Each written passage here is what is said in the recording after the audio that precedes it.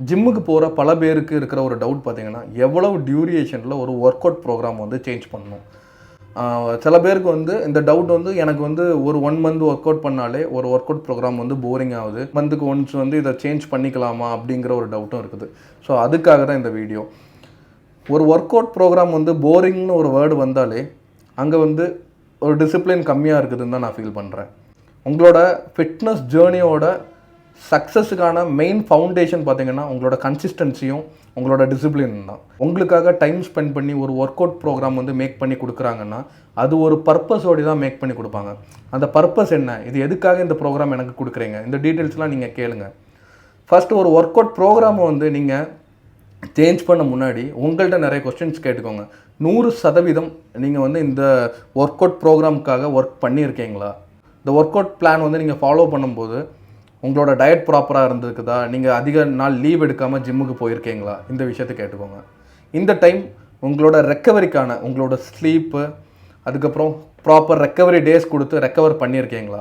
இந்த விஷயங்கள் எல்லாம் உங்களுக்குள்ளாடியே நீங்கள் கேட்டு தான் ஒரு ஒர்க் அவுட் ப்ரோக்ராமை வந்து சேஞ்ச் பண்ணணும்.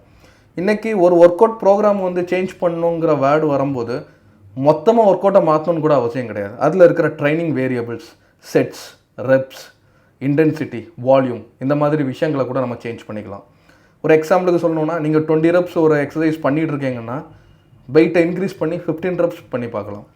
1 மினிட் ரெஸ்ட் கொடுத்துட்ருக்கீங்கன்னா 45 செகண்ட்ஸாக சேஞ்ச் பண்ணலாம். இந்த மாதிரி நிறைய விஷயங்கள் வந்து நம்ம இதில் சேஞ்ச் பண்ணி பார்க்கலாம். எடுத்த உடனே ஒரு ஒர்க் அவுட் ருட்டீனை மொத்தமாக மாற்றணுங்கிற எந்த வித அவசியமும் இல்லை. இன்னொன்று, ஒரு மாதத்துக்கு ஒரு தடவை ஒரு ஒர்க் அவுட்டை மாற்றணும்னு சொல்லி எங்கேயுமே எழுதப்படலை. இது 2018 என்னோட ஒரு ஆஃப் சீசனில் நான் ஃபாலோ பண்ண ஒர்க் அவுட் பிளான். டிசம்பர்லேருந்து பிப்ரவரி வரைக்கும் நான் அந்த கேஜிஸில் எவ்வளோ டிஃப்ரென்ஸ் காட்டியிருக்கிறேன், எவ்வளோ ப்ராக்ரஸ் பண்ணியிருக்கிறேன் அப்படிங்கிற விஷயத்த வந்து நீங்கள் இந்த பிளானில் பார்க்கலாம். என்னோடய ஃபோட்டோஸும் இருக்கும், அதில் என்னென்ன சேஞ்சஸ் வந்திருக்குது அந்த குறிப்பிட்ட காலத்தில் அப்படின்னு பார்க்கலாம். முக்கியமாக இந்த மாதிரி அக்கௌண்டபிளாக இருங்க. இது என்னோடய கோச் லக்ஷ்மிகுமார் அவர்கள் அவங்களோட இன்ஸ்டாகிராம் பேஜில் போஸ்ட் பண்ண ஒரு ஃபோட்டோ. இந்த ப்ராசஸை நாங்கள் எப்படி டீல் பண்ணுறோம், இந்த ப்ராக்ரஸிவ் ஓவர்லோடு எப்படி இருக்குது அப்படிங்கிற விஷயத்தை வந்து போட்டிருந்தாங்க. ஸோ இது கண்டிப்பாக உங்களுக்கு யூஸ்ஃபுல்லாக இருக்கும்னு நினைக்கிறேன். Each and every work out எவ்வளோ வெயிட் பண்ணுறீங்க, என்ன டேட்டில் எவ்வளோ வெயிட் பண்ணுறீங்க, ஒவ்வொரு செட்டும் எப்படி பண்ணுறீங்க, இது எல்லாமே நீங்கள் நோட் பண்ணுங்கள். ஒர்க் அவுட் பிளான் பார்த்தீங்கன்னா உங்களோட எபிலிட்டியை தாண்டி உங்களை சேலஞ்ச் பண்ணுறதுக்காகவே தவிர உங்களை என்டர்டெயின் பண்ணுறதுக்கு கிடையாது. ஒரு ஒர்க் அவுட் ப்ரோக்ராமில் இருந்து உங்களுக்கு வந்து ஒரு நல்ல ரிசல்ட் கிடைக்கணுமே தவிர ஒரு ஷார்ட் டேர்ம் த்ரில் கிடைக்கிறதுக்காக கிடையாது.